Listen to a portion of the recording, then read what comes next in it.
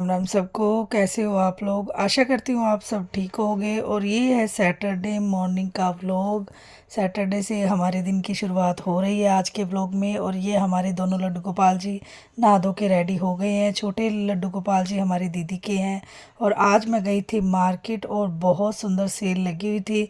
Woollen वाले suit काफ़ी reasonable price में मिल रहे थे और मैं भी 3-4 सूट लेके आई हूँ और मैं आपके साथ ज़रूर शेयर करूँगी। और ये है मेरी बेटी के स्कूल का फंक्शन और बहुत अच्छा फंक्शन था। और डेकोरेशन देख के आप अनुमान लगा ही सकते हैं अभी फंक्शन कितना सुंदर होगा।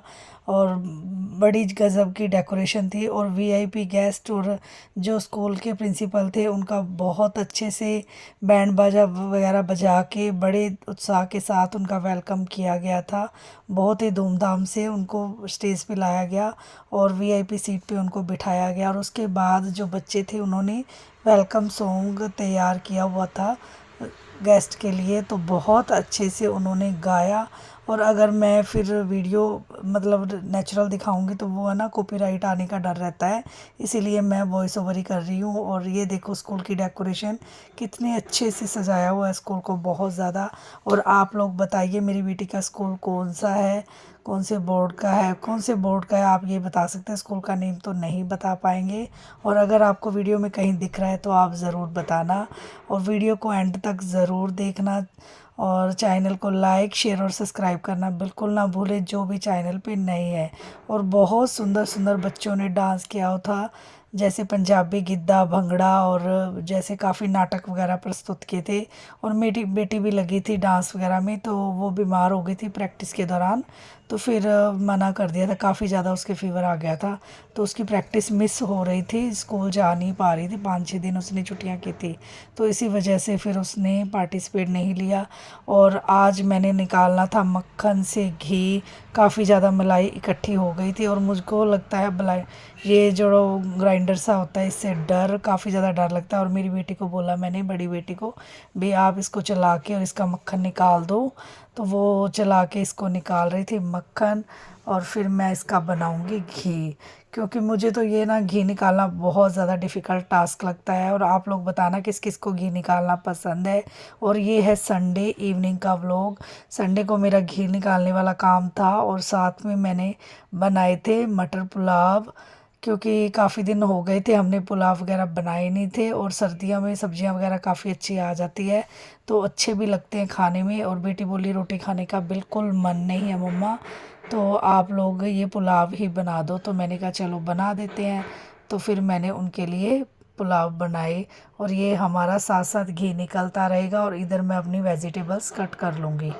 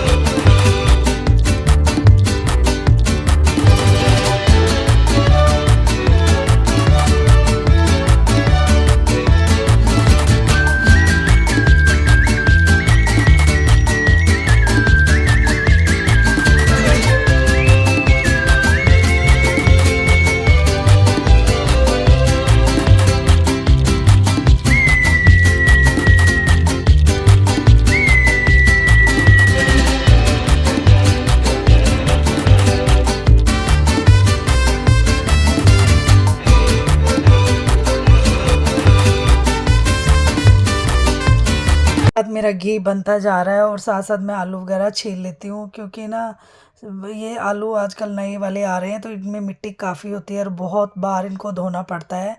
तो मैंने लंबे लंबे से इनको कट कर लिया था, पहले भी वॉश किया था और छील के मैं इनको फिर वॉश करूँगी। और गर्म पानी मैंने ना छोटी कढ़ाई में गर्म होने के लिए रख दिया था, ताकि मैं थोड़ी देर उनमें से भिगो के अच्छे से क्लीन कर दूंगी ताकि जो थोड़ा बहुत भी छिलका सा रह जाता है तो वो अच्छे से निकल जाए, क्योंकि वरना थोड़ा बहुत भी छिलका रह जाता है तो अच्छा नहीं लगता और टेस्ट बिगड़ जाता है। और ये हमारा घी बन रहा है और काफ़ी टाइम लग जाता है घी बनाने में। और वो छोटी कढ़ाई में मैंने रखा हुआ है गर्म पानी आलू को धोने के लिए अच्छे से, ताकि आलू हमारे अच्छे से क्लीन हो जाएं, वरना डस्ट वगैरह रह गई तो मज़ा सारा ख़राब। और अब मैं इनको रख दूँगी, जो कढ़ाई में पानी है ना इसको डाल दूँगी आलू के अंदर, और जो कढ़ाई है वो मैं छोटी कढ़ाई वाली जगह पे शिफ्ट कर दूँगी, ताकि ना घी बनाने के लिए हमें लो टू मीडियम फ्लेम ही चाहिए, हाई फ्लेम नहीं चाहिए गैस की। और इधर मैं अपने राइस बना लूँगी, क्योंकि टाइम काफ़ी लग जाता है और कई बार ये ना घर के काम काफ़ी ज़्यादा होते हैं, कपड़े भी धोने वाले काफ़ी ज़्यादा थे, तो इसी चक्कर में ना आज फिर मैंने राइस बना दिए थे। और बच्चे भी बोले कहते मम्मा हमने पुलाव ही खाने हैं, रोटी नहीं खानी है, क्योंकि डेली डेली हम रोटी खा खा के, परांठे रोटी सब्ज़ी खा खा के हो जाते हैं बोर, तो इसलिए कुछ चटपटा सा खाने का मन करता है और हमारा काम भी जल्दी निपट जाए और हेल्दी भी रहे बच्चों के लिए। तो इस तरीके से हमें खाना बनाना पड़ता है और सभी इंजॉय भी करते हैं इस तरह का खाना। और मैंने डाल दिया है मूंगफली का तेल, और इसमें बहुत ज़्यादा बढ़िया टेस्ट आता है खाने का। और सिंपल मैं खड़े मसाले ज़ीरा, साबुत तेज पत्ता, साबुत इलायची, लौंग और साबुत काली मिर्च, और इस तरीके से ये खड़े मसाले ही मैं इसमें ऐड करूँगी, जिससे राइस की फ्रेगरेंस बहुत ज़्यादा बढ़िया हो जाती है। और साथ साथ मैं घी को भी चलाती जा रही हूँ ताकि वो लग ना जाए, क्योंकि अगर घी में स्मेल हो जाएगी तो फिर अच्छा नहीं लगता। और काफ़ी मलाई इकट्ठी करने के बाद ही घी निकालने का मज़ा आता है, क्योंकि थोड़ी थोड़ी सी मलाई का हम घी बनाते हैं तो वो टेस्ट नहीं आता, बढ़िया नहीं आता, टाइम बहुत ज़्यादा वेस्ट हो जाता है। और ये देखो मैंने डाल दिया है खड़े मसाले, और फिर मैं अब राइस भी मैंने थोड़ी देर के लिए भिगो दिए थे अच्छे से, ताकि बहुत बढ़िया वो फूल जाए और उनकी डस्ट वगैरह जो राइस के ऊपर लगी होती है वो निकल जाए। और उसके बाद ये आलू और मटर मैं डालूँगी, और इस तरीके से मैं अपने राइस बनाऊँगी। नमक और हल्दी डालूँगी और मिर्च बिल्कुल लाइट सी डालूँगी, ताकि फिर मिर्ची लगती है तो बच्चे खाते नहीं हैं अच्छे से, तो कम मिर्ची वाले ही मैं बनाती हूँ। अगर किसी ने ज़्यादा तेज़ खाना होता है तो वो अचार वगैरह ले लेते हैं, मसाले वगैरह ले लेते हैं, तो इस तरीके से राइस हमारे बढ़िया बन के हो जाएंगे तैयार। क्योंकि डेली रूटीन में ज़्यादा मसाले खाना सेहत के लिए बिल्कुल अच्छा नहीं होता है और हमारी सेहत भी ख़राब हो जाती है। और वीडियो बनाने में बहुत ज़्यादा मेहनत लगती है, और आप लोग प्लीज़ वीडियो को फुल वॉच कर लिया करें। और मैं सबको फुल वॉच ही करती हूँ, वीडियो सबको पूरा फुल सपोर्ट करती हूँ, क्योंकि ना आजकल व्यू भी नहीं आ रहे, इतनी मेहनत करते हैं यूट्यूब वाले, पता नहीं व्यू ही नहीं दे रहे हैं। थोड़े से व्यू चले जाए तो अच्छा लगता है मन को, ऐसे लगता है अभी मेहनत की है तो मेहनत सफल हो गई है। क्योंकि एक घर में काम बहुत ज़्यादा होते हैं, लेकिन हम अगर वीडियो बनाने बैठ जाएं तो मतलब घर का काम ही रह जाए, इतने काम होते हैं, तो हम एक एक काम को दिखा नहीं पाते हैं, थोड़ा थोड़ा ही क्लिप ले पाते हैं, थोड़ी थोड़ी ही काम को दिखाया जाता है। क्योंकि अगर सारे सारे काम दिखाने लग जाएं तो बस फिर तो हमारा घर का काम सारा ही छूट जाए। पर ये कई बार कोशिश करते हैं भी चलो थोड़ा थोड़ा अच्छे से दिखाया जाए वीडियो में, तो बढ़िया लगता है। लेकिन प्लीज़ सपोर्ट मी, आप सबके सपोर्ट की बहुत ज़्यादा ज़रूरत है। और इस तरीके से मैंने 2 गिलास राइस लिए थे और इसमें मैं 4 गिलास पानी ऐड कर दूंगी, तो राइस हमारे परफेक्ट बनेंगे। और 1 विसल ही लगाऊंगी, इसके ज़्यादा सीटी लगाने का कोई फ़ायदा नहीं, 1 सीटी लगाने से ही राइस बढ़िया बन जाते हैं। और फिर इस भाप निकलने तक, जब तक ये अपने आप ओपन ना हो जाए तब तक कुकर को खोलना नहीं है, मतलब उसकी स्टीम को निकालना नहीं है, और फिर बढ़िया हमारे राइस बनते हैं।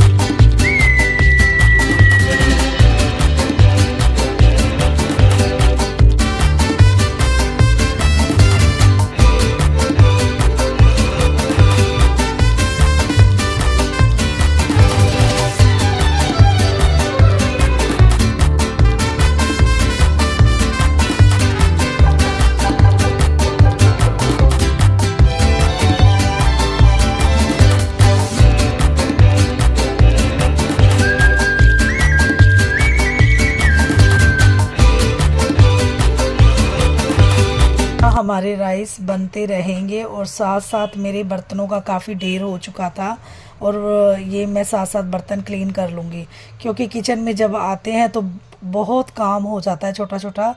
तो एक गृहिणी को साथ साथ कितने ही काम को मैनेज करना होता है। तो इधर मैं साथ साथ बर्तन धो लूँगी, इधर राइस बनते रहेंगे, साथ ही मैं घी को भी देख लूँगी और स्लैब वगैरह भी साथ साथ ही क्लीन कर दूँगी, क्योंकि स्लैब वगैरह साथ साथ क्लीन करते रहो तो किचन साफ़ सुथरा रहता है और काम फैलता नहीं है।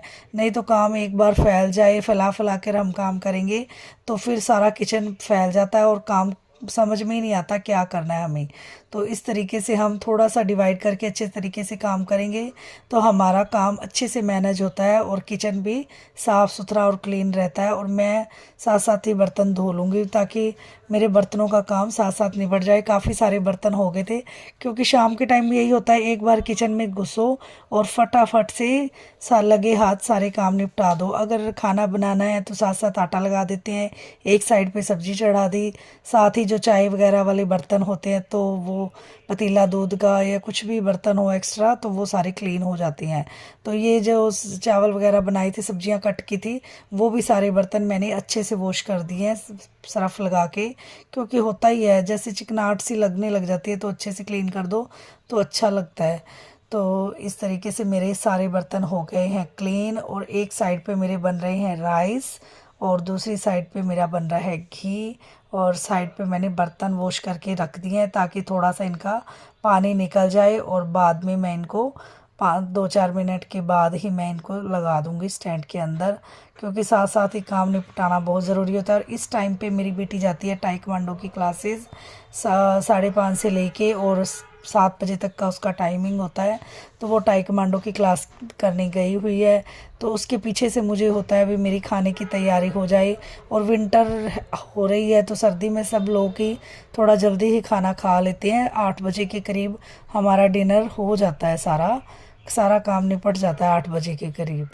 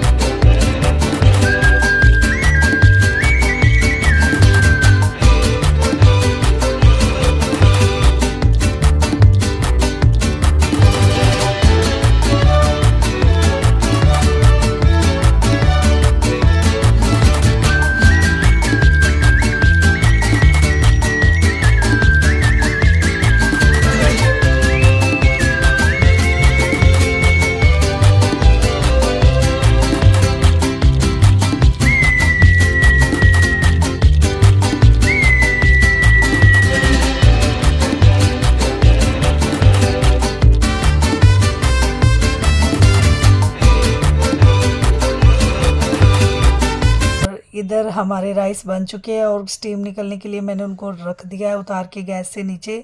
और मम्मी हमारे रोटी खाते हैं, मैं उनके लिए परांठे बना दूंगी। तो मम्मी कहते हैं मैंने सब्ज़ी की ज़रूरत नहीं है, तो सुबह वाली सब्ज़ी पड़ी थी तो मम्मी कहते मैं वो ही ले लूँगी। और बाकी सब ने किसी ने सब्ज़ी खाई नहीं थी और मम्मी परांठे राइस कम ही खाते हैं, उनको ये रोटी वगैरह ही ज़्यादा पसंद है, राइस वगैरह वो टेस्ट के लिए ही खाते हैं, थोड़ा सा चख लेते हैं। और इस तरीके से मैं मम्मी के लिए बना रही हूँ लच्छे परांठे।